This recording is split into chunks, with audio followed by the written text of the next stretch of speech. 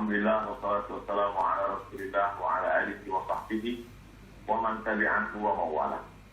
Tidak ada yang paling mengerti tentang suatu teks kecuali orang yang mengucapkannya atau menuliskannya. Karena teks itu tidak bisa menjelaskan dirinya sendiri. Oleh sebab itu kita hanya bisa menginterpretasikan sebuah teks. Saya tidak bisa memahami teks Al-Quran, insya Allah saya baca tafsir. Hadis, insya Allah saya baca syarah. Tapi teks yang dikeluarkan oleh manusia, saya hanya bisa menduga-duga dan menebak-nebak saja. Oleh sebab itu maka kita perlu menjelaskan. Seperti saya menjelaskan apa yang saya sampaikan. Adapun terkait tentang Minangkabau dengan Pancasila, maka kita bisa lihat satu persatu dari sila-sila itu. Sila yang pertama misalnya ketuhanan yang Maha Esa. Maka berbicara tentang ketuhanan, saya masuk ke suku Akit, suku Laut, suku Takai, suku Talang, suku Anak Dalam, suku Kubu. Maka di sana masih ada orang yang tidak bertuhan. Saya menyaksikan sendiri mereka menggantungkan kain-kain putih lalu tidak tahu apa yang mereka sembah. Masih ada suku-suku Melayu tua yang belum bertuhan. Tapi Minangkabau tidak hanya bertuhan, mereka justru membuat orang yang tidak kenal Tuhan menjadi bertuhan. Berbicara tentang sila pertama ketuhanan yang Maha Esa. Saya menyampaikan tausiah di sebuah pulau di Aceh, Semelu. Di sana saya diajak berziarah ke salah satu makam tua, dan orang tua yang menyebarkan Islam itu berasal dari bumi Minangkabau. Kemudian saya pula bertausiah di Sulawesi Tengah di Palu. Di atas bukit di Palu itu juga ada makam tua penyebar agama Islam juga datang dari Minangkabau. Oleh sebab itu sila pertama ketuhanan yang Maha Esa, maka Minangkabau adalah para suluk di tengah gelap yang membawa siar Islam. Yang kedua tentang kemanusiaan. Di depan rumah orang Minangkabau ada rangsiang, tempat menyimpan beras. Beras itu dibagi-bagi lagi. Ada beras yang dimakan keluarga, tapi juga ada beras yang jadi makanan untuk fakir miskin. Orang Minangkabau adalah orang yang paling peduli terhadap kemanusiaan. Oleh sebab itu, orang Minangkabau membuka rumah makan. Mereka tidak menganggap pekerja itu sebagai kuli yang digaji, tapi mereka dianggap sebagai saudara yang sistemnya bagi hasil. Karena mereka melihat sebagai kemanusiaan. Itu maka rumah makan berkembang pesat yang hari ini dia menjadi tukang angkat piring. Tahun depan dia insya Allah akan punya rumah makan. Kemanusiaan. Tentang persatuan Indonesia, orang Minangkabau amat sangat cukup rukun dan syarat untuk membuat sebuah negara. Masalah diplomasi, tidak ada yang lebih hebat daripada diplomasi Haji Agus Salim. Dia berhadapan dengan orang-orang Belanda, orang-orang Eropa, berbagai macam bahasa dunia dia kuasai. Tentang masalah ekonomi, kita tahu siapa Bapak Koperasi Indonesia, ialah Bung Hatta. Tentang masalah agama, jangan tanya lagi. Orang Minangkabau, prestasi agamanya bukan tingkat nasional, tapi dia adalah Imam Masjidil Haram, Syekh Ahmad Khatib Al-Minangkabau. Universitas Al-Azhar dalam sejarah hanya sekali memberikan penghargaan Dr. Honoris Causa kepada seorang ayah yang anaknya juga mendapatkan Honoris Causa. Dia adalah Haji Abdul Malik Karim Amrullah, dan ayahnya Abdul Malik Karim Amrullah juga mendapatkan Honoris Causa dari Al-Azhar. Ekonomi, politik, agama, orang Minangkabau punya. Bagaimana dengan tentara? Tentara-tentara Minangkabau tidak dididik di Indonesia. Haji Miskin, Haji Tiowang, Haji Sumani, Tuan Kunan Renceh. Mereka adalah tentara-tentara yang luar biasa.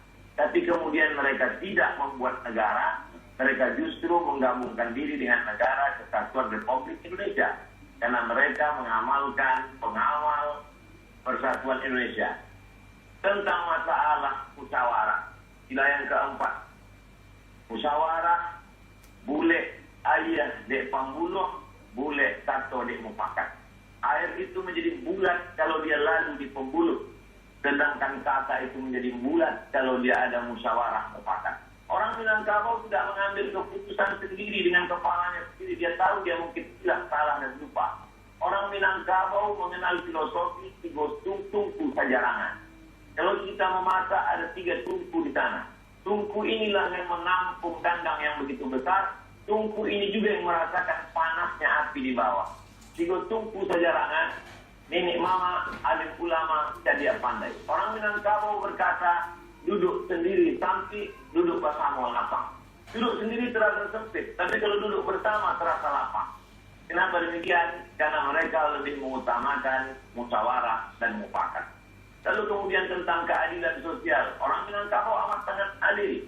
Anak didukung, kemanakan dipangku. Perempuan Minangkabau tidak pernah perlu jauh dari kampung halamannya untuk mencari makan. Kenapa demikian? Karena mereka punya nenek mama yang adil. Perempuan tidak pernah mengalami diskriminasi. Karena perempuan ada harato tinggi yang tidak dibagi. Sebagian ulama mempermasalahkan harato tinggi. Kenapa tidak dibagi menjadi ahli waris? Karena itu sebenarnya adalah wakaf keluarga. Ketika seorang perempuan tidak punya suami atau ayahnya meninggal, tidak keluarga laki-laki tidak ada. Siapa yang akan menyara hidupnya memberi makan dia? Ada harato tinggi. Mereka amat sangat mengutamakan keadilan. Orang Minangkabau amat sangat Pancasilais. Mana buktinya? Dari mulai Sabang sampai Papua. Pesawat saya mendarat di Sorong. Begitu turun saya di airport, tangan melambai dari jauh. Saya suruh dia mendekat ke mobil saya tanya, ada apa? Ambo urang paya kupuah. Betapa jauh tempat kita memandang, tapi orang Minangkabau sampai juga kan. Saya diminta memberikan sepatah 2 patah kata untuk penggalangan dana Surau Sydney namanya. Tidak hanya di Indonesia, sampai di Sydney orang Minangkabau bisa bersosialisasi. Dia diterima di mana dia berada. Karena orang Minangkabau punya filosofi di mana tanah diinjak, di situ langit dijunjung. Di mana bumi dipijak, di situ langit dijunjung. Orang Minangkabau tidak pemarah. Orang Minangkabau tidak pendendam. Orang Minangkabau bagaimana berdebat hebatnya Muhammad Yamin dengan Buya Hamka. Tapi kemudian sebelum meninggal dunia, apa kata Muhammad Yamin? Nanti jenazahku tolong dibawakan oleh Buya Hamka ke kampung halaman. Mereka memang berdebat. Mereka memang orang-orang yang argumentatif. Tapi hati mereka lembut dan baik. Lalu kemudian 3 bulan. Kalau kita merdeka 17 Agustus, 3 bulan sebelum itu, 29 Mei 1945, maka Muhammad Yamin, putra Minangkabau, sudah menyuarakan tentang pri kebangsaan, kemudian pri kemanusiaan. Setelah itu lalu kemudian pri ketuhanan, pri kemasyarakatan, lalu kemudian kesejahteraan dan sosial. Jadi embrio pemikiran Pancasila itu berawal bermuara dari Minangkabau. Lalu kemudian barulah disuarakan oleh Bung Karno, lalu kemudian disusun secara rapi dan sistematis oleh 9 orang. Dan di antara 9 orang itu 3 orangnya adalah Minangkabau. Agus Salim, Sultan Syahrir, dan kemudian pula Agus Salim, Muhammad Yamin, dan Bung Hatta. Kalau 9 orang ada 3 orang Minangkabau, maka sesungguhnya Minangkabau mewarnai setiap gerak langkah pemikiran orang Indonesia.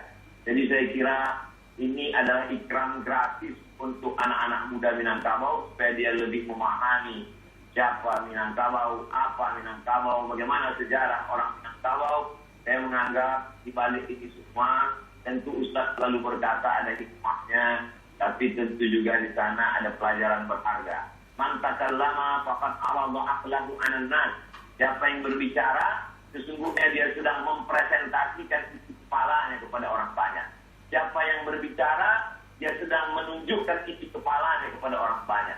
Oleh sebab itu, kalau kita tidak terlalu terlatih biasa untuk bicara, lebih baiklah bicara pakai teks, lebih selamat. Karena kita pun memang sudah terbiasa berbicara pakai teks dari dulu sampai sekarang. Saya pun sebelum bicara, saya latih-latih dulu. Mudah-mudahan tidak terpeleset karena kita manusia biasa, boleh jadi kita terlupa, tersilap dan tersalah. Saya kira demikian